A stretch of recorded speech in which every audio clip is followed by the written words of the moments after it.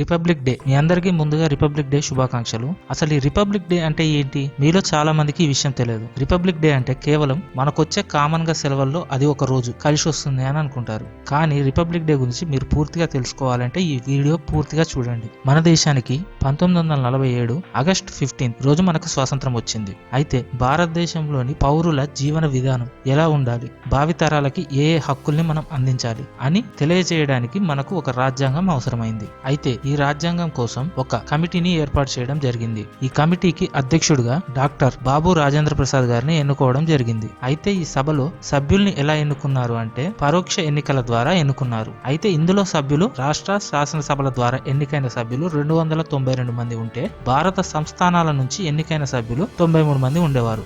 సంస్థానాలు అంటే for example మనకు నిజాం కాలంలో నిజాం ఉండేవాడు. ఇలాంటి వాళ్ళు ఒక 93 మంది ఈ రాజ్యాంగ సభలో ఉన్నారు. చీఫ్ కమిషన్ ప్రావిన్సుల ప్రతినిధులు ఒక 4 ఉండేవారు. వీరి మొత్తం సంఖ్య కలిపి 389 అయింది. 1947 నాటి దేశ విభజన ప్రణాళిక కారణంగా ఈ సభ్యుల సంఖ్య 299కి తగ్గిపోయింది. దేశ విభజన అంటే అదే మన పాకిస్తాన్ ని మన నుంచి వేరు చేసిన కారణంగా 90 మంది సభ్యులు తగ్గిపోయారు. అయితే మనకు స్వాతంత్రం రాకముందు అంటే 1946 డిసెంబర్ 9న ఒక సమావేశం జరిగింది. ఈ సమావేశంలో మొత్తం 211 మంది సభ్యులు హాజరయ్యారు. అందులో 9 మంది మహిళలు డాక్టర్ సచ్చిదానంద సిన్హాను సభకు అధ్యక్షునిగా ఎన్నుకున్నారు. జవహర్లాల్ నెహ్రూ, మౌలానా అబ్దుల్ కలాం ఆజాద్, ఆచార్య జె.బి. కృపాలాని, సర్దార్ వల్లభాయ్ పటేల్, డాక్టర్ రాజేంద్ర ప్రసాద్, సరోజినీ నాయుడు, రాజాజీ, డాక్టర్ బిఆర్ అంబేద్కర్, టంగుటూరి ప్రకాశం పంతులు, పట్టాభి సీతారామయ్య ఇలా చాలా మంది ఈ సభలో సభ్యులుగా ఉన్నవారే. 1947 ఆగస్టు 14 రాత్రి రాజ్యాంగ సభ సమావేశమై భారతదేశానికి 1947 ఆగస్టు 15వ తేదీన స్వాతంత్రంగా ప్రకటించుకున్నారు. దీనికి బ్రిటిష్ గవర్నమెంట్ కూడా పత్రాలను అందజేయడం జరిగింది. అప్పుడే మన భారతదేశం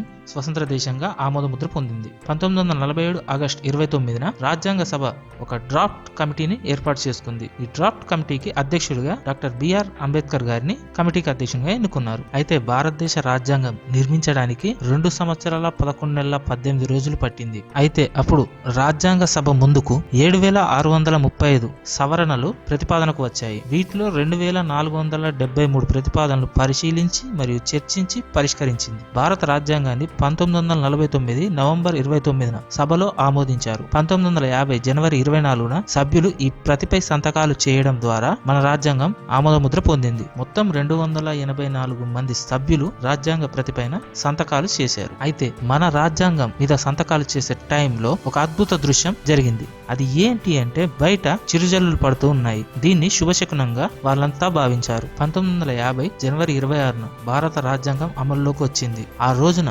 రాజ్యాంగ సభ రద్దయి భారత తాత్కాలిక పార్లమెంట్ గా మారింది. 1952లో జరిగిన మొట్టమొదటి సాధారణ ఎన్నికల తర్వాత కొత్త పార్లమెంట్ ఏర్పడే వరకు ఈ తాత్కాలిక పార్లమెంట్ ని ఈ రాజ్యాంగ సభే నడిపించింది. ప్రపంచంలో అతి పెద్ద లిఖితపూర్వక రాజ్యాంగాల్లో భారత రాజ్యాంగం ప్రప్రథమ స్థానంలో ఉంటుంది. ఇందులో 448 అధికారణలు, 12 షెడ్యూళ్లతో కూడిన ఒక అతి భారీ గ్రంథం ఇది. రాజ్యాంగం భారత ప్రభుత్వ వ్యవస్థ, రాష్ట్రాలు, రాష్ట్రాల నిర్మాణం, కేంద్ర రాష్ట్ర సంబంధాలు, కేంద్ర రాష్ట్రాల విధులు, అధికారాలు, స్థానిక సంస్థలు, ఎన్నికలు మొదలైన ప్రతి ఒక్క విషయాన్ని చర్చించి భారత పౌరులకి హక్కుల్ని కలగజేయడం జరిగింది.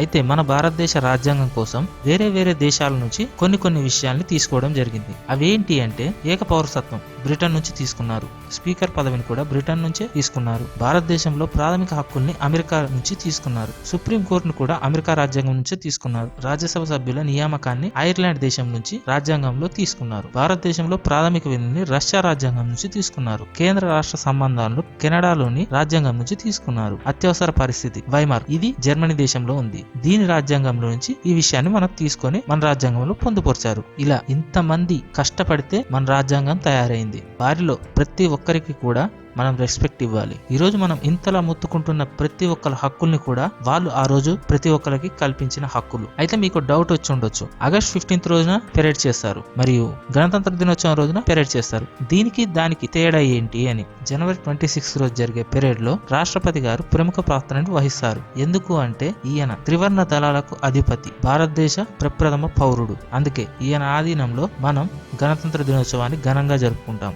ఆ రోజు ప్రతి ఒక్క రాష్ట్రం కూడా మా దగ్గర ఉన్న కల్చర్ ని మరియు మా దగ్గర ఉన్న సైన్స్ ని మా దగ్గర ఉన్న ఎక్విప్మెంట్ ని ప్రదర్శించుకోవడానికి కొన్ని శకటాలను అందంగా అలంకరించి ఈ మార్చ్ లో ప్రదర్శన చేస్తారు. వారికి తోడుగా దేశానికి ఒక సైన్యంగా మేమంతా ఉన్నామని నేవీ, ఎయిర్ ఫోర్స్ మరియు కమాండోస్ ఇలా ప్రతి ఒక్క బ్యాచ్ కి సంబంధించిన అందరూ కూడా వారి వారి విన్యాసాలతో చూపరులను ఆకట్టుకుంటారు. వీరంతా త్రివర్ణ దళాలకు అధిపతి అయిన రాష్ట్రపతికి గౌరవ వందనాన్ని అందజేస్తారు. తర్వాత రాష్ట్రపతి కొద్దిసేపు భారతదేశం గురించి మాట్లాడతారు. భారతదేశ రాజ్యాంగంలోని మౌలిక విలువల్ని ఆయన క్షుణ్ణంగా అందరికీ తెలియజేసేలా ఒక స్పీచ్ కూడా ఇస్తారు. అయితే ఈ గణతంత్ర దినోత్సవం పెరేడ్ ని చూడడానికి ఇండియన్స్ మాత్రమే కాదు, ఫారెన్ లో ఎక్కడెక్కడో ఉన్న ప్రతి ఒక్కరు కూడా చాలా ఇంట్రెస్ట్ గా చూస్తూ ఉంటారు. ఎందుకు అంటే ఇండియా ఆర్మీ చేసే సైనిక విన్యాసాలని ఏ దేశంలో కూడా అంత గొప్పగా చేయరు. ఎందుకు అంటే అది కేవలం ఒక ఇండియాకి ఉన్న ప్రత్యేకత మాత్రమే. ఇక్కడ చాలా రాష్ట్రాల్లో విభిన్న అట్మాస్ఫియర్ మరియు విభిన్న ట్రెండ్స్ అండ్ విభిన్న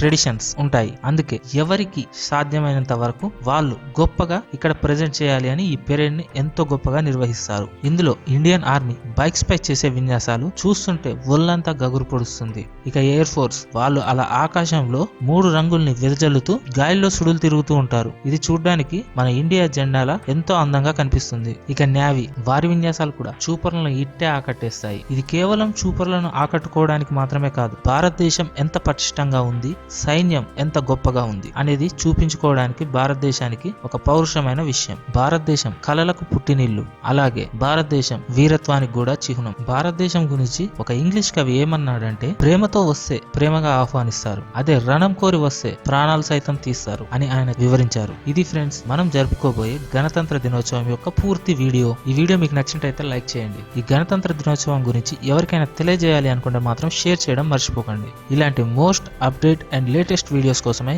మా ఛానల్ ని సబ్స్క్రైబ్ చేసుకొని పక్కనే ఉన్న బెల్ సింబల్ ని ప్రెస్ చేయడం మాత్రం అస్సలు మర్చిపోకండి.